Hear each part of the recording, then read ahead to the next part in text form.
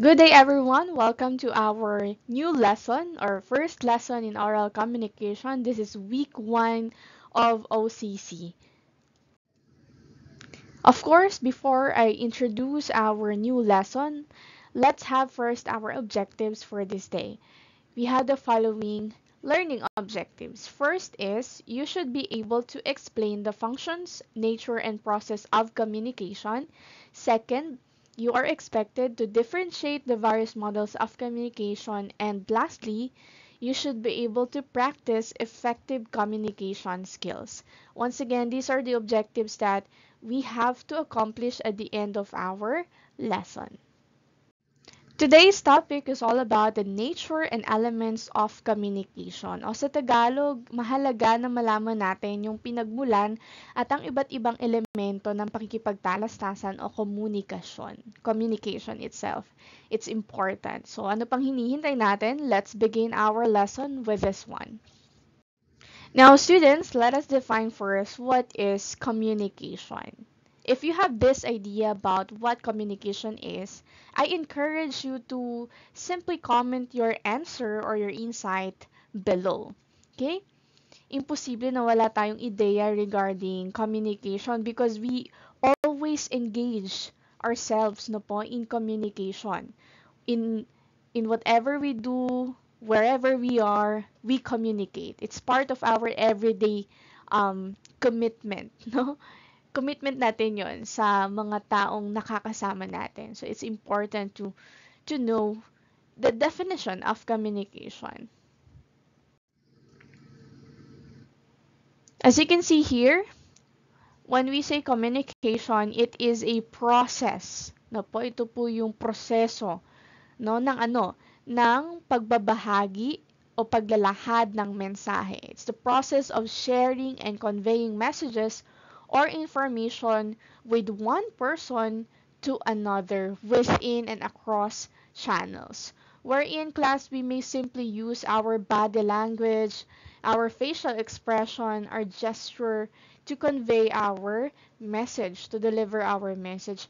And you know what? Sa panahon natin, most especially sa modernong panahon, maraming iba't ibang medium, platform na po, wherein we can simply communicate dun sa mga taong hindi natin na madalas nakakausap or bagamat malayo no yung distance, but still we can be able to talk to them, we can be able to catch up with them because of these platforms na nag-uusbungan. So how lucky no yung generation na ito, we have that I think privilege no po. And of course, we should be responsible, we should be mindful enough, no? We should be um responsible about using those platforms.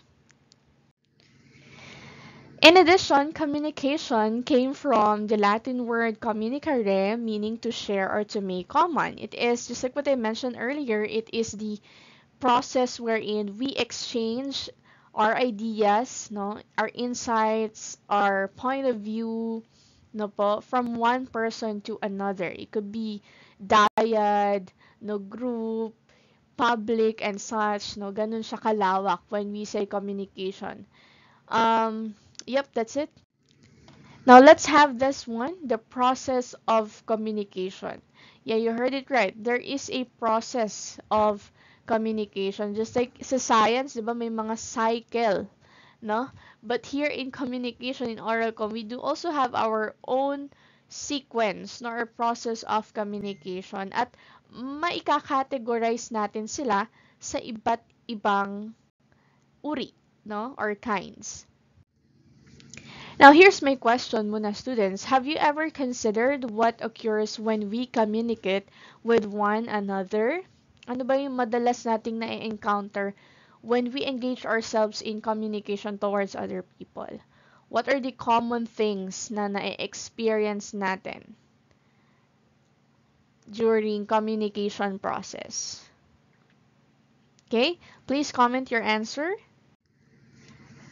Moving forward, let's talk about the simplest process of communication. This one is very, very obvious. This one is very gamit na, no? Araw-araw we engage ourselves into this one.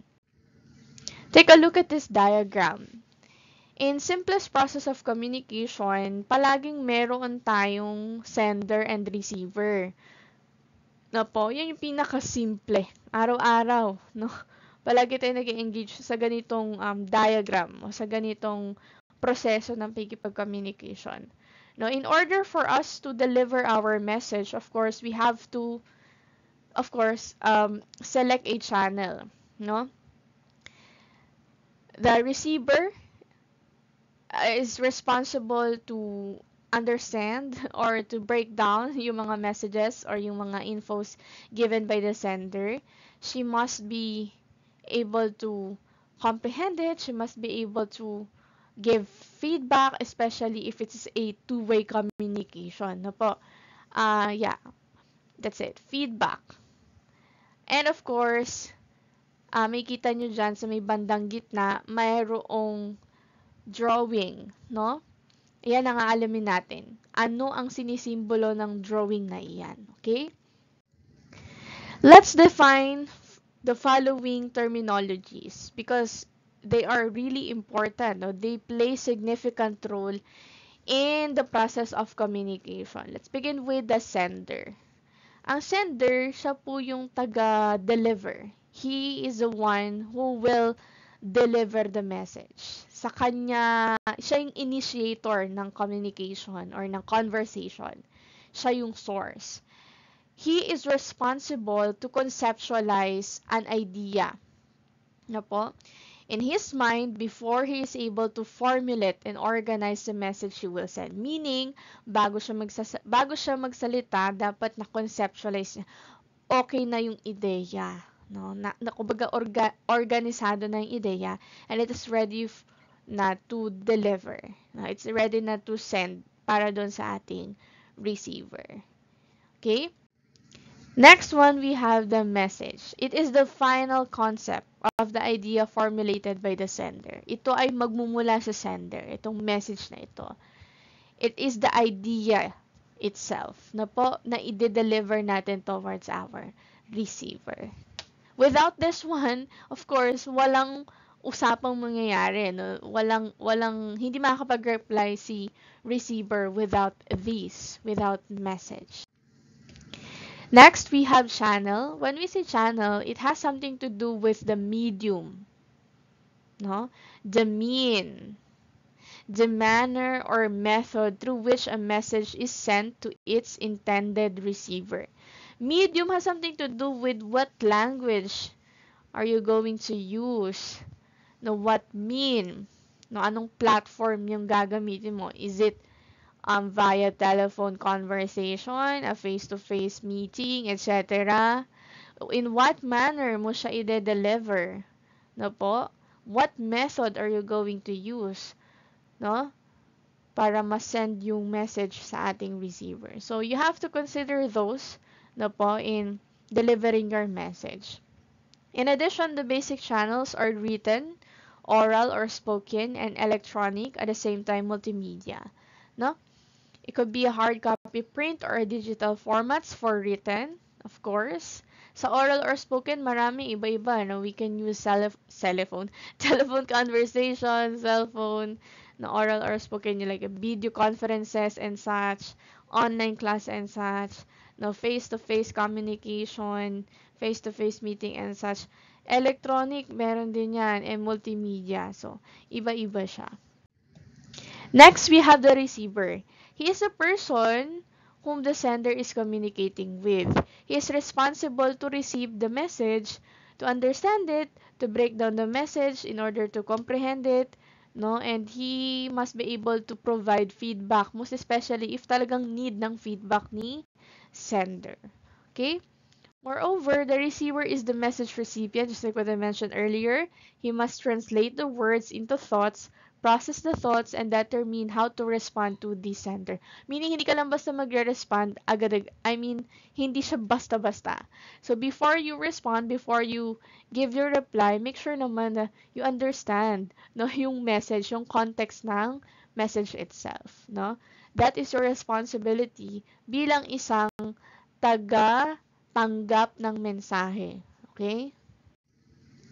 Next, we have the feedback. It is the response given by the individual receiving information. Manggagaling to kay receiver, itong feedback na ito. And it should have a connection in relation with kung ano yung pinag-uusapan ni sender at receiver. Hindi ka pwede basta lang magbigay ng feedback na kung saan irrelevant siya dun sa mismong message or context na pinag-uusapan. So, you must be critical, no? You must be smart enough, no po, para ma-sustain yung communication, para relevant siya, no? Para, ano siya, nakikita natin na iisa lang yung direksyon ng usapan ninyo at hindi siya magiging sali-saliwa. Moreover, this can be verbal or non-verbal cues. Pag sinabi nating feedback, hindi lang siya regarding the verbal cues, no? Like for example, nagsalita siya, automatic yun lang yung feedback, no? Yung paraan ng pakikipag-usap. Of course, part din ito, class, yung mga non-verbal cues na meron tayo, such as head nodding and body language. Kagaya ng nabanggit ko last time, no? Ang mga ito po ay iba pang medium, no, iba pong manner kung paano po tayo magre-reply or magre-respond, no? Pwede pong verbal at pwede ring non-verbal. No, kaya meron tayong mga facial expressions, that's why we have body languages, gestures and such. Na po. Now, let's proceed with the communication models. Magandang pag-usapan yung communication models in order for us to be guided as well. At saka, syempre, if our goal is to improve our communication skills, then it's very important to learn these models. Let's define first what communication model is. Models of communication are simplified representations of the process of communication. Actually, class, it's a pictorial representation. So, meaning, may mga diagram tayong makikita dito, may nakapaloob ng mga terminologies that could simply explain no, kung paano nangyayari yung communication process. No? Ayan. Yeah. Processes, ideas, thoughts, or concepts through diagrams, etc. It's a good representation na kung saan naka-sum up kung paano nga nagfo-flow, no? Kung paano dumadalaw yung usapan. Okay? Inaantok na ako. Ano ba yun? Sorry. Ayan, next one. Models of communication help in understanding the potential barriers to effective communication. Ay, kaya class kanina nabanggit ko, no, yung drawing sa gitna, ano kaya yung tawag natin doon? So, yun yung aalamin natin as time goes by. Going back, roles of different elements involved and the importance of feedback for successful communication. Lahat ng iyon po ay naka-plot or kumbaga saan nakapaloob siya doon sa mismong diagram.